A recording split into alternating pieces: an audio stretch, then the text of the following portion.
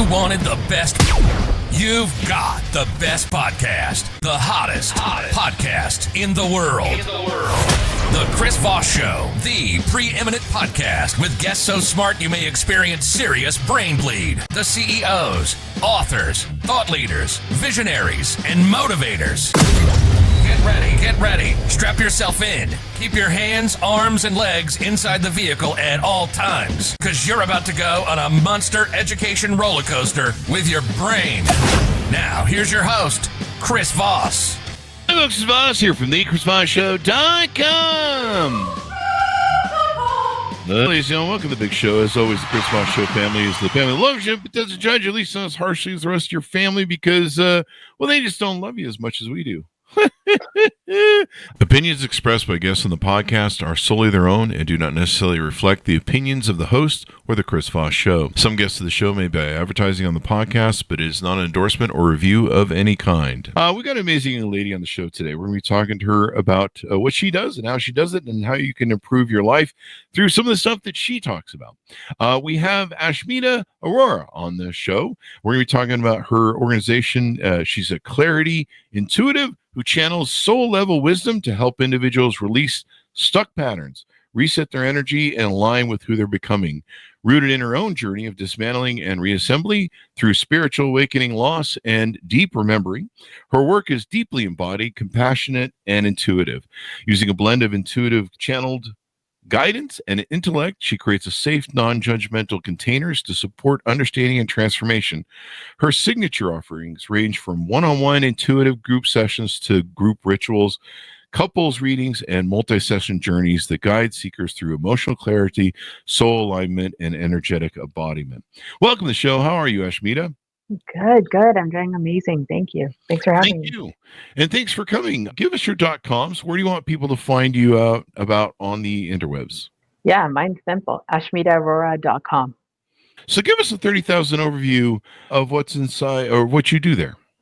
Yeah, so my website has all of my offerings up on there. And essentially what I do is help people that are in transition in their life. Like, so if they're going through a divorce, if they're going through some sort of a heartbreak, grief, guilt, any type of heavy emotions, and I help them see the silver lining and the energetic patterns that are wanting to come through in their life and help them understand it on a deeper soul level. So give us and so you work with people. What does your average customer client look like? What do they need to have a certain amount of budget or? It really ranges. Right now, there's an uptick in just individuals that they've obtained a certain amount of societal success in their life, yet they're finding quite a bit of emptiness in their personal lives, in their actual self-fulfillment. And so I've been noticing more and more, it's people that have a certain level of education, that are working in jobs that we would consider successful, people in society, and yet they are feeling empty. Something's missing, something's shifting inside of them that they can't necessarily make sense of. It's kind of like that, the old idea of everything looks good on the outside, but doesn't feel right on the inside. And that's kind of more of the clientele as of late. But then there's also a good amount of people that have just been living with heaviness for so long and they don't want to live with it anymore. So I help them transmute it by understanding it and being able to come to it from a place of gratitude. Coming from gratitude is a great place to deal with things. And in the work that you do different sessions, I guess. I see different sessions you have available on your website. How does that work? Yeah, it really depends on the individual, what level of transformation they're ready for and aligned with. And so some of the heavier sessions are compact. So they're almost like these intensives that I have them go through. And it can look different for all individuals. When I'm doing the session, it's very much channeled from source. So when I say that, it's more intuitive. I allow whatever information is coming to me to just come through as it may. For some individuals, it's a very caring, loving, gentle process. For others, it's on a harsher level where say, for instance, somebody that's used to being able to talk their way through life. Mm-hmm. It's one of those sessions where I'm like, nope, nope, nope, nope, cut it. Nope, I don't want to hear the crap. And I have to go in like that because it's really transforming your life, and it's like holding a mirror up to them and Mm-hmm. really showing them things that they don't even realize are there, right? So I have to do it in a certain way depending on their aura. Ah, Yeah. there you go. So you get into it with people now. Does it take many sessions to work through these sort of issues and stuff? It can vary. There's been some people that have come in and they just need like the clarity for a specific situation Mm-hmm. that I'm able to help them out with, and they go on their way. And then there's other people that will take the information and really have to sit with it before going to the next part, because it's, like I said, it's very deep. It's not a surface level change, and that's why actually some of my programs, because of the level of energetic work it takes me and takes them, I have to put an application in, because a lot Mm-hmm. of times they don't necessarily understand whether or not they're at that threshold yet themselves. Mm. And so why do people have a lot of these emotional issues and stuff? What do you think gets them stuck?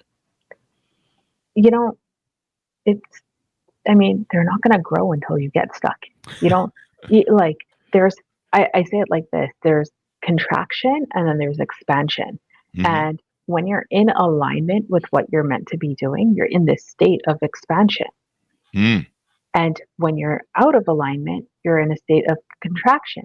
And there's Mm. only so much you can contract to where you combust, and Oh yeah. something needs to kind of shift. And that's why a lot of people in our society right now are going through these issues with depression, anxiety. Like it's a breaking point for a lot of people to Mm-hmm. take note of not being okay, because there's Yeah. only so long. But I also come from the belief that there's no real healing, because Mm-hmm. nobody's really broken.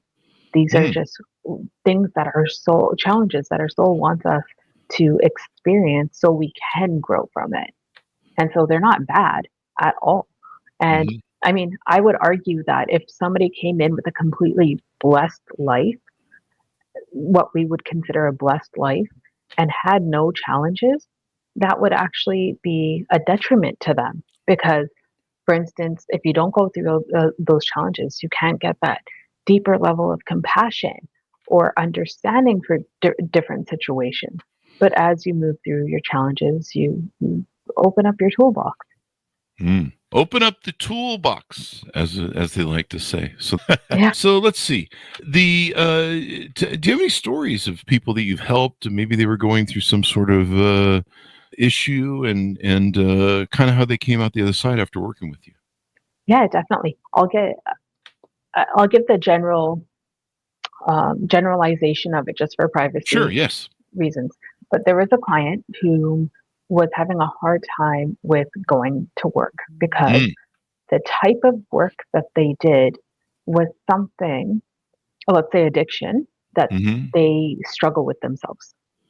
Mm. And so they had they felt like they were a hypocrite for what Hmm. they were doing, because they're Huh. doing this thing, but they're also in charge of helping families going through this and having to deal with this.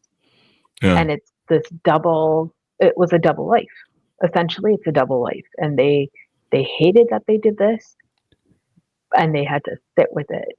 And basically, it took, believe it was 3 sessions before they started integrating on their own, Mm-hmm. where they came in and we actually played back the dynamic of the addiction and themselves. And Mm. in their earlier life, a parent Mm. who then had the same dynamic with them as the the addiction, the product, the thing. Mm-hmm. And it was, her body was her as a child, meaning it was watching what was happening, and it was breaking down and having issues.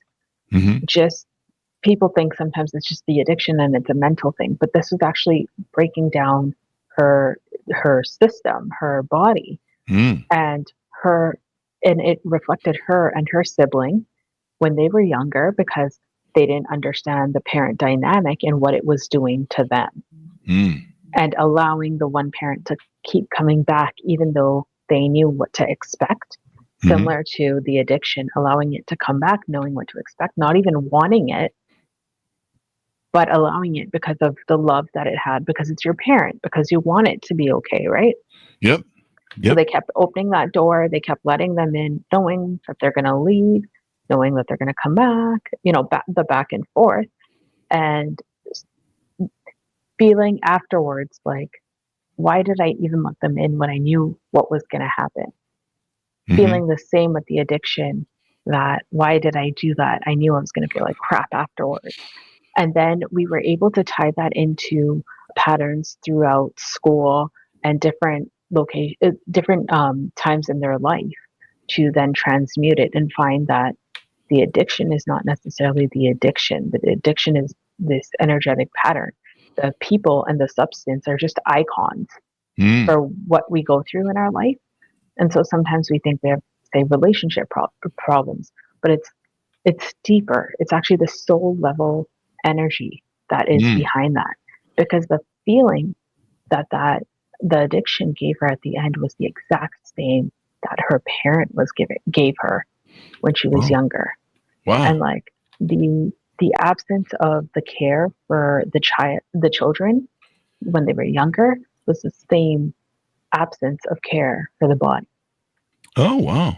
Well, that's because pretty amazing. it's just, so the way that it comes across, it's really different. It's almost like in the Matrix when you kind of see all the grids and such.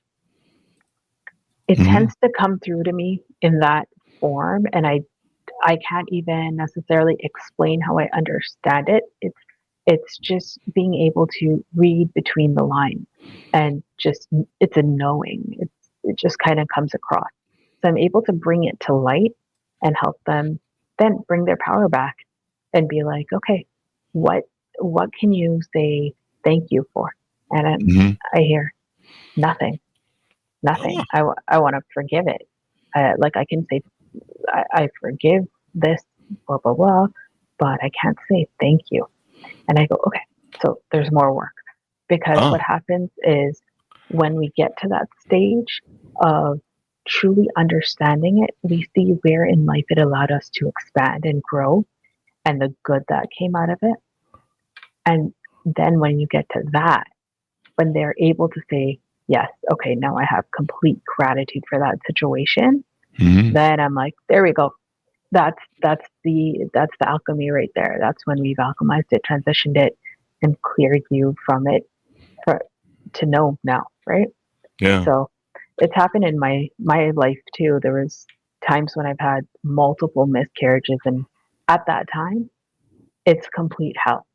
It's you're in a state of, there's no good that comes from situations like this Mhm. until years later, after the awakening, where I was able to look back and say, wow, so much had happened. I see now why the timing was as it was.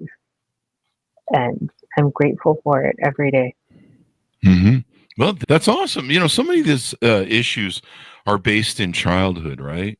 Yeah. There's a lot of unresolved trauma and different things that we have going on in childhood. Tell us about your life. How did you get into this field and come down this road and learn about this work, et cetera, et cetera? How were you growing up, and did you go through your life? Yeah. I, I mean, the work, I can't say I went into it necessarily willingly, because I think in school, when they ask you what you want to be when you grow up, it's, can't really be like a clarity intuitive, and want to be able to read energetic patterns. So definitely not planned for me. I always felt like my life didn't make sense, even Mhm. growing up, where I knew, I, as far as school went, I knew that I knew the stuff. I just could not get myself to go to school. Like, I just hated going to school. High school came, my counselors, hey, if you show up for the whole week, I'll buy you lunch. Come, here's the incentives. I just, I felt sick, continuously sick. Hmm. I could not explain why it just did not align. It just didn't align. And not that it was like hard for me or I didn't know, what's going on when I am there. I just didn't want to. Maybe we just kind of chalked it up to like a rebellious stage, maybe, Hmm. especially coming from even earlier in my childhood where we were very, very much high achievers with sports and like you name the sport, we were doing it. School, tutoring, the whole thing. Yeah, I got to high school and just kind of felt like I didn't really realize because that's the only thing you can really fit into is like going to school and pursuing whatever you want to pursue later. Hmm. Just didn't. I always had big hopes to do something. I just did not align. So I found out later on that if I had gone to school, if it, not that I didn't go, I went to school, I went to college and everything. But if I had found success in doing what I was supposed to be doing, I wouldn't have had the same amount of need to go through the spiritual awakening that I did go through Hmm. because it just didn't make sense. I had the intellectual side to be able to go and study and all of that. I just kept getting sick, honestly. Like I would just out of nowhere, like there was no reason. I just didn't want to go. And if I forced myself to go, I get sick. And for a long time, people thought that it was something that I was like making up, and I was not. And so even after that, after school, after college, just going into the workforce and I was in real estate, same thing just kept happening to me. I just kept getting sick. I'd want to do everything the best I could. Just didn't make sense. I'd get sick. Started a couple businesses and I had one that was a scone business, so I'd make scones. Hmm. By the end of the day, I'd be in the hospital with swollen feet. My body just would give out just Wow. from the physical aspect. Hmm. So it was kind of one of those things where I didn't feel like doing it in high school. And then when I did try to go on this path of building my career and doing everything, it was Hmm. almost like there was like these blocks or health issues along the way. And I would hustle. Like my adult life, I was hustling, hustling, hustling, and it just didn't work. Like Hmm. something, and it didn't make sense why it didn't work because on paper everything seemed straight and like exactly on point Hmm. till my health basically shut down. I had paralysis in half of my body. Wow. Yeah, I couldn't move. I had something called a hemiplegic migraine, which like half my face would drop, stroke like Oh, drop. wow. And so That I is had to, wild. yeah, it was wild. And it was all from putting stress on myself, trying to just hustle, hustle, keep going, keep going. And it was like a forced dead stop where I basically had this spiritual awakening and came out of my senses, which is the only time when anything started making sense for me. Hmm. And it was basically saying how all the challenges that I had gone through, the things not making sense, the trying things and having them not work out as they were supposed to, or getting the thing and not having it feel the same. I needed to go through all of these things so I could then help individuals that were going through similar things. Hmm. Then I said, oh, okay, now I get it. Thank you. Now I understand. I get the level of pain that comes with certain situations in life, right? Hmm. But Yeah. without those experiences, I wouldn't have had that. Yeah. Most definitely. Yeah. It's pretty wild how childhood just shapes a lot of these things. Now, I noticed on your website you have some events that you're Yeah, doing. yeah. Tell us about those. Yeah, so I do different types. I do rituals for individuals. These are really good bridges for people that are um, not too familiar with clarity intuitive work and the because a lot of people are used to hearing about tarot or psychic readings and things like that, and they're not privy to just being able to sit down and have somebody go right into their energetic pattern for their soul, which can be a Hmm. little intense. So I have offerings I have some talks coming up as well where they can just come and sit and have like a little bridge to learn a little bit more about the spiritual side of things and the challenges that they're going through. And some are one on one. So I bring them through to do the ritual, to release what they feel they need to release, to understand it a little bit better, and go on their way with a little bit more clarity. And some of them are talks. So they come and sit with me, and I'm able to talk to them about things like I have one coming up that's about the ego and how when I let the grip of my ego let go, then I was able to hold its hand willingly. Yeah. So really just, taking my experiences and seeing who needs to hear about them and who resonates with them and allowing them to go deeper into their journey as well. As we go out, anything else we want to talk about or promote while we're on the show?